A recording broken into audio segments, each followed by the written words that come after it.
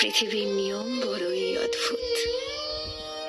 যারা সামান্য ভালোবাসা, আদর আর যত্ন পেলেই ভালো থাকতে পারে, ঠিক তারাই সবচেয়ে বেশি অবহেলার শিকার হয়।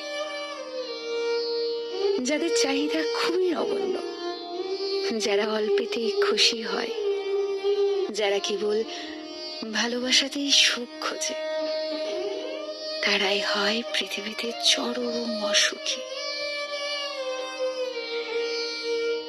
খেয়াল করে দেখবেন, আপনি যাকে পাশে পেলে কিংবা যার সাথে কথা বললে ভালো থাকবেন, ঠিক সেই থাকবে আপনার ধরা ছোঁয়ার বাইরে। আপনি যদি একজন চঞ্চল কিংবা রসিক স্বভাবের মানুষ হন, তবে সম্পর্কের অপর পাশের মানুষটা হবে বড্ড বেরসিক আর গম্ভীর স্বভাবের। সামান্য ভালোবাসা, আদর যার চাহিদা, তার চাহিদা কখন